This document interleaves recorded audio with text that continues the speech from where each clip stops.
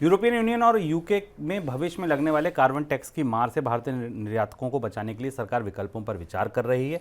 केंद्र सरकार की तरफ से निर्यातकों को बेल आउट किया जा सकता है ताकि भारतीय निर्यातक ग्लोबल मार्केट की प्रतिस्पर्धा से, कंपटीशन से बाहर ना हो। सर, इसका मतलब ये मान लीजिए कि भारत ने मान लिया कि कार्बन टैक्स आ रहा है, और अब तैयारी क्या है? दो महत्वपूर्ण निष्कर्ष इस बात से निकलते हैं। पहली चीज तो है कि भारत सरकार की तरफ से पिछले 5-6 महीनों में कार्बन टैक्स को लेकर बहुत सारे सवाल उठाए गए, इसका विरोध किया गया, यह कहा गया कि इस पर WTO में अपील की जाएगी, पर अंततः ऐसा लगता है जैसे भारत सरकार ने अब कार्बन टैक्स को स्वीकार कर लिया है जो यूरोपियन यूनियन में लगने वाला है। यूके ने भी अपने यहाँ कार्बन टैक्स का ऐलान कर दिया है जो 2025 से लागू होगा। बाकी जगह 2026 से, कुछ देशों में 2025 और 2026 से लागू होगा।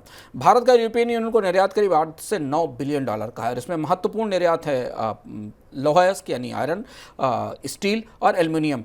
और यही वो 3 शुरुआती महत्वपूर्ण उत्पाद या धातुएं हैं जिनमें सबसे ज़्यादा कार्बन का उत्सर्जन होता है, जो सबसे ज़्यादा कार्बन खोर हैं, जिनसे सबसे ज़्यादा कार्बन निकलता है, और इन्हीं पर कार्बन का एमिशन के लिए कार्बन टैक्स लगाया जाना है।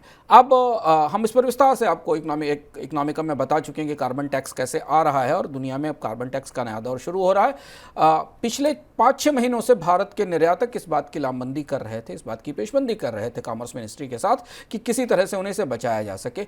अब ऐसा संकेत है कि सरकार इनकी मदद के लिए एक स्कीम ला सकती है जिसमें जो कार्बन टैक्स इनको चुकाना पड़ेगा उसकी उन्हें भरपाई की जाएगी या उन्हें किसी तरीके की मदद दी जाएगी। लेकिन भारत की तरफ से इसे स्वीकार कर लेने के बाद अब स्पष्ट हो गया है कि अगले 1 साल के भीतर पूरी दुनिया के बाकी देशों में भी कार्बन टैक्स की प्रक्रिया को स्वीकार्यता बढ़ेगी, क्योंकि यूरोपियन यूनियन बड़ा बाजार है और वहां पर भारतीय निर्यातकों को अपने उत्पादों की बिक्री चाहिए।